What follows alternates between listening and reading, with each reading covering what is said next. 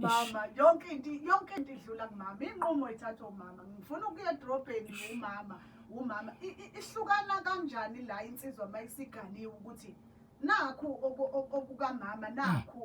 nakhu okwethu manje mina phakathi kwami nawe mina myeni wakho asilungise ngoba ikhona vele noma singathi siyayibalekela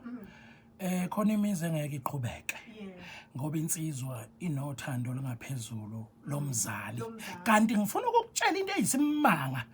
nami ngiyamthanda uMashabalala kodwa akasiyi umuzi wami manginamathela kuMashabalala kuze kube phakade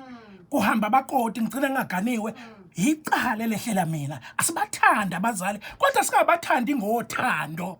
lo makoti ngoba umakoti uyena oqhuba umuzi ukuthi la ekhaya uye phambili umama wayeqondene nobaba indlu kababa izipho zami angihlale nginazo ukuthi le ntombi yavuma kwaze kwazalwa mina engizalayo ngiyithande ngiyikhonze ngiyiphe ngayo yonke indlela futhi ngingaceli kumakoti kepha ngingazi izigaba ukuthi lesigaba ke ayilesa kusona esikamali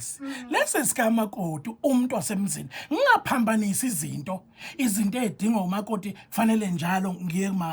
zikhona izinto kufanele ngiyixoxe noma ethile kodwa khona izinto eziqondene nomakoti uma usehlala ekhaya usemdala umuntu okufanele azi ngokuthi kwenzakalana exhibeni umakoti ayikwazi ukuthi inkece ihambe iye kuma yakhe ayihlangene nomakoti ngoba ila ifike qoba kufanele masakhe imizi yobaba siqine sithi sihlonipha kodwa siqine ngoba zonke izinto nasebisizweni awuzixoxeli umama khona izinto oyikhuluma nezinye insizwa wakhe ukuthi kunenkinga amashinga wethu kudlulwa kanjani la khona into ekhona siphila ngizokhuluma iqiniso siphila ngokuxokiza amasiyinsizwa ndaba ezitha nabalaleli ngoba oma bethu abazizalayo siyabathanda noma koti bethu siyabathanda makukhona onyuka kakhulu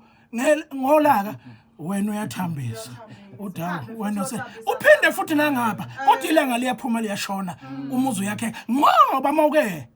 bakhona ngathi umuzwa kangcono labantu bonke bangabesifazana bafike bonke ngomnyama bonke besulwa emakubo bangena esibayeni bengaqokile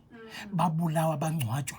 ngomncamo base bevuka ngomqholiso lapha bayogana khona uyabona isiphelile indaba yasemakubo kodwa ke kufanele wena insizwa xokiza kahle ngokwakho umuzo kufanele mawuke walalela kakhulu umama uyahamba umakoti walalela kakhulu umakoti uyamlahla umama